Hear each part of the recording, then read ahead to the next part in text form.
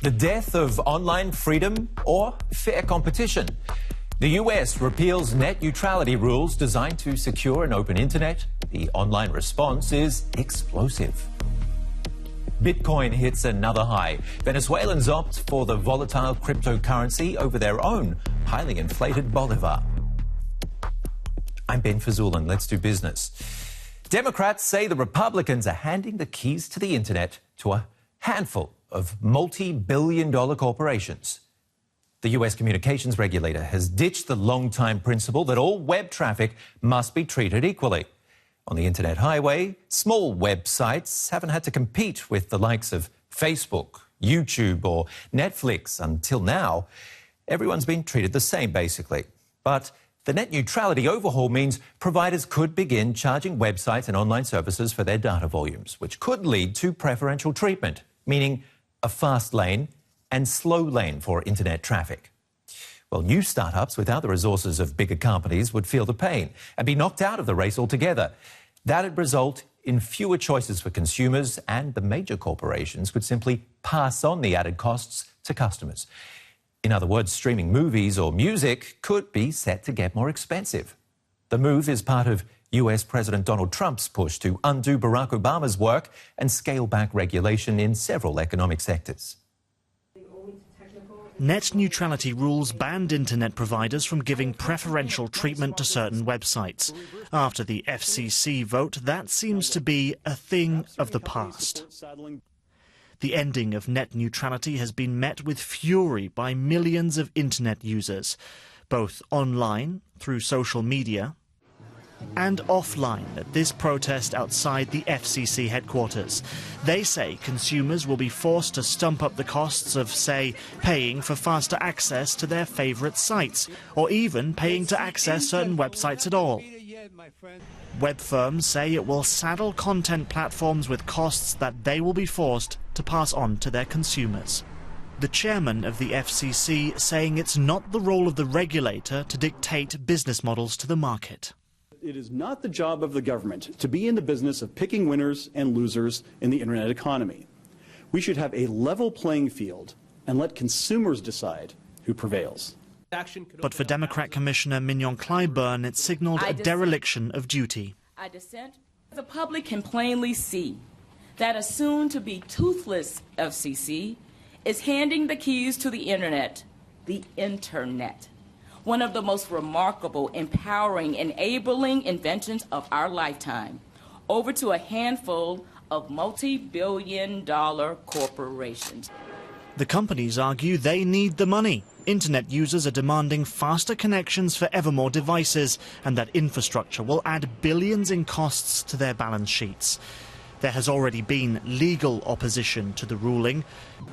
But for now, it's a victory of light-touch regulation over big government, of corporate America over the average internet user. Julian Jaursch is a political advisor for the German NGO Digitale Gesellschaft. Julian, let me know, is this really the death sentence for a fair and free internet? Well, the immediate consequences are as of yet uncertain, but there is a clear path that the concern materializes that the two-tier internet will develop, whereas a certain software or certain content on the internet is made more expensive or is blocked altogether, and that would create disadvantages for consumers.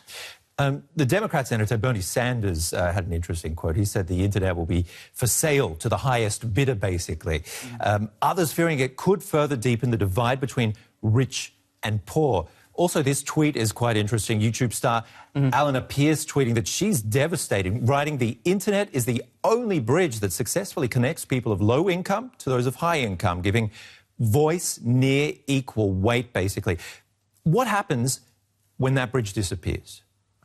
Well, I don't want to comment on one specific tweet, but to make an overall general point is that there's a long-standing concern that some people who are, for one reason or another, disenfranchised or can't afford more expensive internet or can't go through that whole maze of different package deals that might develop are put at a disadvantage. And that is exactly the fear if curbing or abolishing net neutrality happens. But tell me, telcos had lobbied extremely hard, arguing that the rules under Obama were heavy-handed and also that they discouraged investment in broadband networks. Is there truth to that? Well, there's definitely two sides to the argument, and one is very much supported by exactly these big companies and their lobbying. So that would be one side of the argument.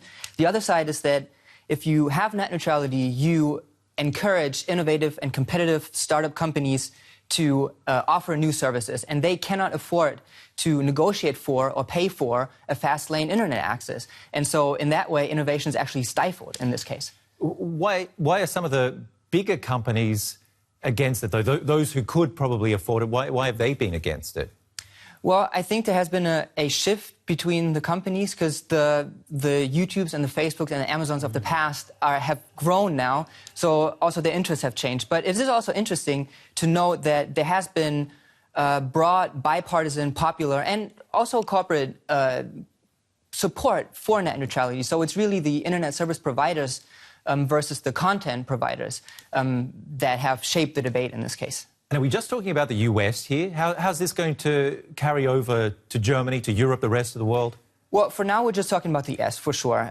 But there is the clear concern that all this lobbying pressure that we noticed and experienced in the US is also going to happen in Germany, in the EU. So that the same concerns that are now present in the US could also be here, that innovation is stifled, that startups cannot afford to provide innovative services, which in the end also hurts consumers because their access to a variety of services, in fact, a variety of news opinions, might be severely stifled. OK, Julian, we'll leave it there. Thank you very much for coming in today. Very interesting talk.